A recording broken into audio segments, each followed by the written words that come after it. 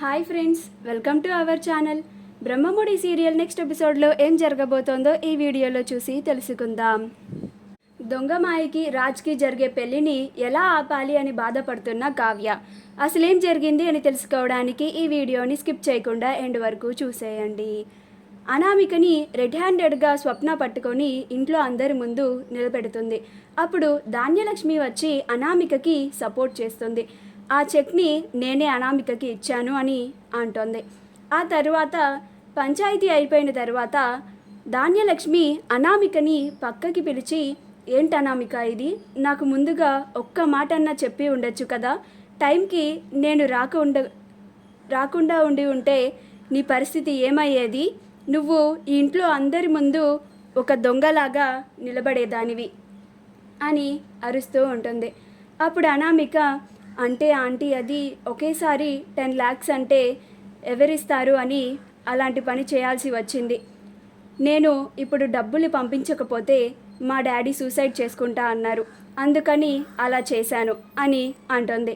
అప్పుడు ధాన్యలక్ష్మి, సరే ఇప్పటి వరకు అయిపోయిందేదో అయిపోయింది, ఈసారి నీకు ఎప్పుడైనా డబ్బులు కావాల్సి వస్తే నాకు ఒక్క మాట చెప్పు అని అంటుంది. అప్పుడు అనామిక, అలాగే ఆంటీ అని అక్కడ నుంచి వెళ్ళిపోతుంది. అసలు మాయ కావ్య నుండి తప్పించుకోవడానికి పరిగెత్తుతూ ఉంటే రుద్రాణి తన కారుతో ఆ మాయని గుద్దేస్తుంది. అప్పుడు అసలు మాయకి చాలా పెద్ద గాయాలు అవుతాయి. అప్పుడు కావ్య అప్పులు ఇద్దరు కలిసి అసలు మాయని హాస్పిటల్లో అడ్మిట్ చేస్తారు. ఆ తర్వాత కావ్య డాక్టర్తో ఇలా మాట్లాడుతుంది, ప్లీజ్ డాక్టర్, ఎలాగైనా సరే ఆ పేషెంట్ని కాపాడండి, ఎంత ఖర్చైనా పర్వాలేదు అని అంటుంది. ఆ తర్వాత డాక్టర్ గారు, పేషెంట్ కండిషన్ చాలా సీరియస్గా ఉంది, ఆమెను బ్రతికించడం చాలా కష్టం అని అంటుంది. ఇంకప్పుడు కావ్య, ప్లీజ్ డాక్టర్, మీకు దండం పెడతాను, ఆమె లెగవకపోతే నా లైఫ్ చిక్కుల్లో పడిపోతుంది అని ఆ డాక్టర్ని బతిమలాడుతూ ఉంటుంది. అప్పుడు డాక్టర్ గారు, ఓకే మేము చేయగలిగినంత మా ప్రయత్నం మేము చేస్తాము అని అంటుంది. డాక్టర్ గారు ఆ పేషెంట్కి ట్రీట్మెంట్ చేయాలని చెప్పి లోపలికి వెళ్ళిపోతారు. ఆ తర్వాత కావ్య అప్పుతో చెప్పుకొని ఏడుస్తూ ఉంటుంది. అసలు మాయని తొందరగా కోలుకునేలాగా చేసి ఇంటికి తీసుకెళ్ళి అసలు నిజాన్ని నిరూపించాలి, లేకపోతే నా జీవితం అతలాకుతలం అయిపోతుంది అని ఏడుస్తూ ఉంటుంది.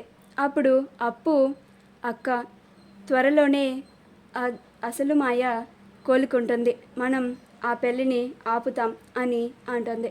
అప్పుడు కావ్య, ఇంకెక్కడ అప్పు, రేపే ముహూర్తాన్ని పెట్టించింది మా అత్తయ్య, రేపటిలోగా ఈ అసలు మాయని తీసుకెళ్ళి నిజాన్ని నిరూపించాలి, లేకపోతే మా అత్తయ్య పట్టుపట్టినట్లుగా మా ఆయనకి ఆ దొంగ మాయకి పెళ్లి చేసేస్తుంది, ఇక నా చేతుల్లో ఏదీ ఉండదు, చేతులారా నేనే నా జీవితాన్ని నాశనం చేసుకున్న దాన్ని అవుతాను, ఎలాగైనా ఈ గండం నుంచి బయటపడాలి అని బాధపడుతూ ఉంటుంది.